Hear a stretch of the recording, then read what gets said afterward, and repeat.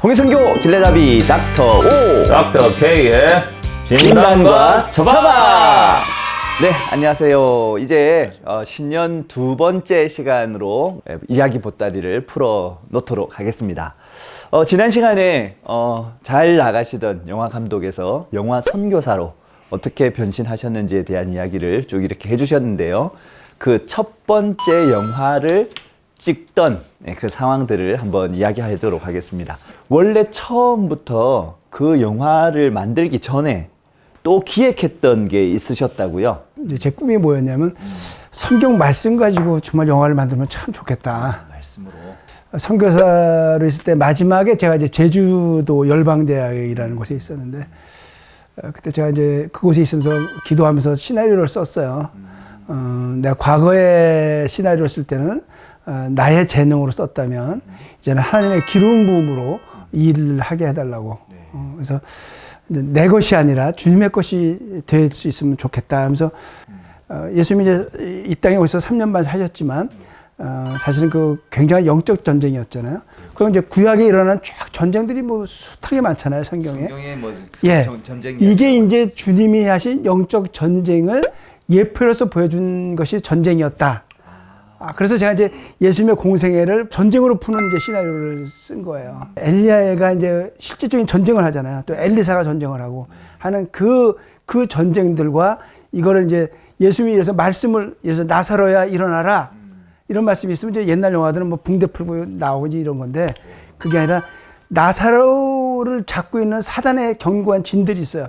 이들과 주님이 싸우는 거예요. 그야말로. 그러면 이제 칼 전쟁을 벌이고 막 이렇게 하면은 묶였던 것들이 이제 풀어지는 거죠. 그러면 이제 일어나듯이 전쟁에 승리하는 거예요. 게하시의 눈을 들어서 불번개를 보게 하시는 것처럼 우리 그 전쟁에 실제적으로 보이지 않는 세계들을 그려내는 거죠. 그래서 제가 이거는 우리가 동양인이 만들 수가 없으니까 애니메이션으로 만들어야 되겠다.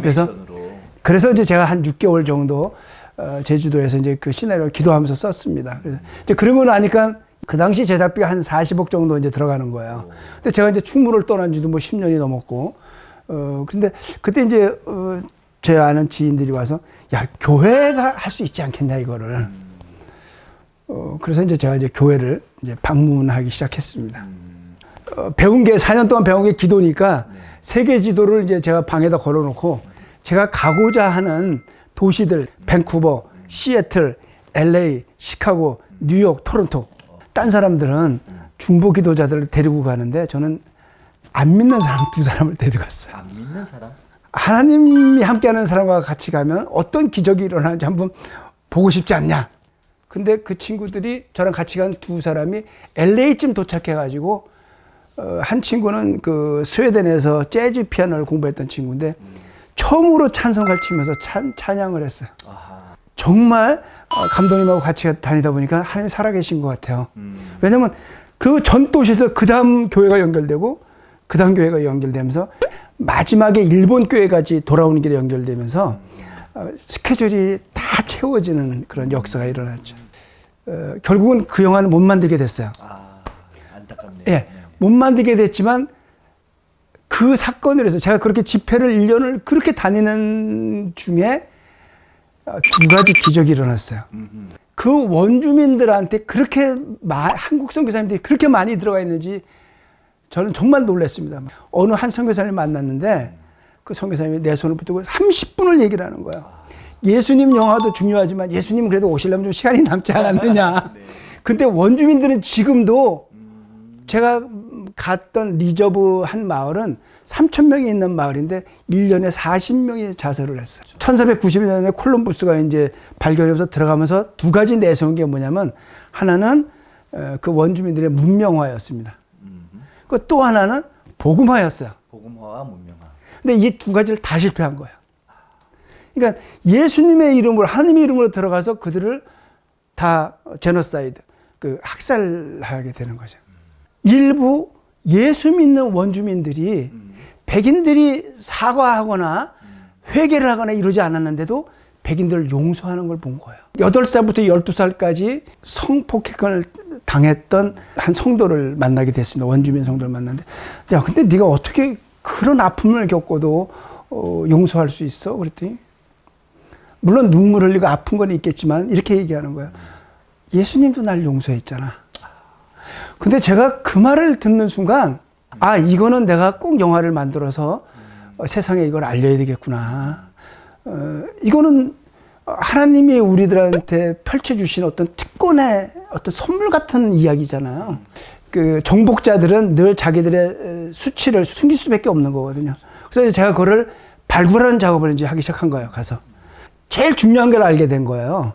원주민을 동화시키려면 뭐냐면 일본도 우리한테 똑같은 정책을 썼잖아요. 언어를 바꾸는 겁니다. 애들은 언어를 빨리 배우는데 어른들은 부모 세대는 빨리 못 배워요. 부모 세대와 자식 세대 간에 단절이 일어나요. 원주민들이 머리도 길고 오는 걸 다 단발로 자르고 뭐 심지어는 영어를 안 쓰면은 혀에다 바늘을 꽂기도 하고 막. 어느 날 전화가 왔어요. 원주민한테서. 내가 그 영화 감독한테 할 말이 있다. 그래서 만났어요. 근데 이분이 막 눈물을 흘리면서 저한테 이렇게 고백을 했어요. 누군가가 우리를 도우러 오기를 정말 기도를 많이 했는데 그것이 당신 같다. 그러면서 저한테 털어놓은 얘기가 기숙학교 얘기를 하기 시작한 거예요. 아이들 유아 성폭행이 너무너무 그 얘기들이 많은 거예요. 제가 2011년부터 이제 그 영화를 찍기 시작했는데 2012년쯤 돼갖고는 이제 캐나다에서도 이제 그 운동이 일어났습니다. 진실과 화해위원회 해가지고 Truth and Reconciliation 이렇게 해가지고 정부 차원에서 그러니까 피해자들을 이제 접수시키게 하고 보상도 해주기도 하면서 또 거기서 교회는 교회대로 교회 차원에서 사과를 하기 시작한 거야. 그래서 제가 마침 그런 것들이 열리는 걸 촬영을 할 수 있었어요. 그러니까 거기에 뭐 몇천 명 모이는데 한국 사람은 이제 저희 팀밖에 없는 거죠. 어떻게 보면 그게 그런 운동이 일어나게 된 계기가 또 선교사님이 그런 마음 가지고 시작하니까 그런 일이 일어난 것도 있겠네.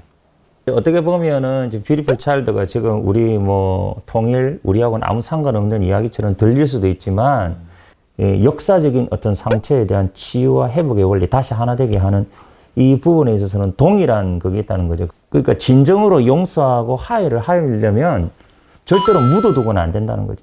할 수 있는 만큼 가능한 미움까지 가지 않으면 용서가 안 된다 그래요. 그 내 안에는 미움이 있는데 미움이 없는 것처럼 가정하면 절대로 용서할 수 없어요. 버릴 수가 없어요. 그런데 이제 대부분의 우리 지금 잘못된 역사적 그 교훈은 뭐냐면 진실을 파헤쳐서 처벌하는 거예요. 우리가 그동안 해왔던 거는.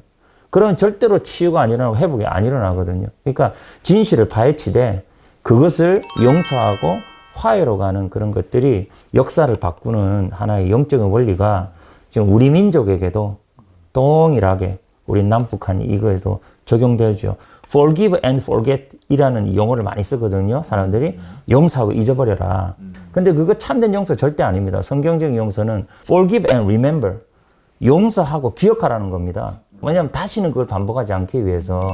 백인은 회개해야 되고 원주민은 용서하는 그런 영화인데도 백인들이 막 눈물을 흘리면서 봅니다.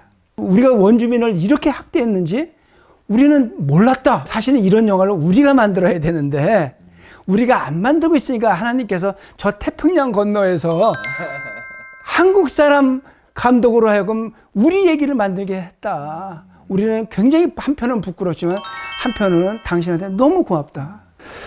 우리 뷰티풀 차일드에 대한 이 이야기를 우리 닥터 K에서 이렇게 이제 다루는 가장 중요한 이유가 특별히 통일로 가는 길에 있어서 어떤 의미가 있는지에 대해서 한번 이야기를 해주십시오. 말로는 표현이 안 되지만 정서적으로 느끼는 것들이 있잖아요. 원주민 선교하시는 선교사님들이 거의 다 하시는 말씀이 내가 원주민 선교를 하지 않았으면 나는 북한 선교를 했다. 제가 이제 이 영화를 한국교회 보여주기 시작했는데 한국교회 성도님들이 반응이 제가 생각한 반응보다 훨씬 뛰어난 거예요. 뭐 눈물 흘리시는 분들도 있고 너무 감동을 받았다고 막 제 손을 잡아주는 분들도 이렇게 됐어요. 그래서 제가 그때 이제 조금씩 깨닫기 시작한 거예요. 이게 뭐냐면 자기화시키는 게 있어요. 원주민들이 당한 이야기를 우리도 당했다고 생각하는 부분이 있어요. 원주민 선교를 하시는 분들도 백인과 원주민 사이에 그 간격이 너무 커요. 근데 이 사이를 뚫고 들어가는 거잖아요. 뚫고 들어가서 하는 거와 사실은 우리가 북한 선교도 북한과 우리 간에 오랫동안 떨어져서 살면서 문화적으로 사상적으로 너무 다른 부분, 이질적인 부분이 많은데 이 간극을 뚫고 들어가는 거거든요.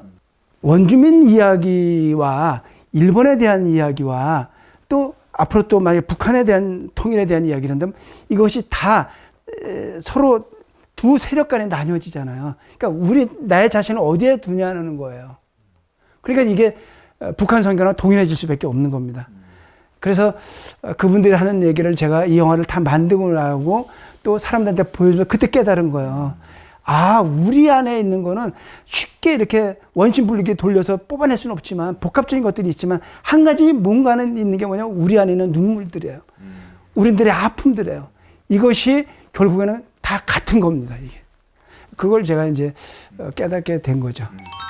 뷰티풀 차일드 직접 만드신 우리 이성수 선교사님을 통해서 이런 깊이 있는 이야기들을 들어봤는데요. 네, 다음 시간에는 용서를 위한 여행, 일본을 용서하는 부분에 대한 이야기를 펼쳐나가기로 하도록 하겠습니다. 통일선교 딜라잡이 닥터 O 닥터 K의 진단과 처방 다음 주에 또 뵙겠습니다.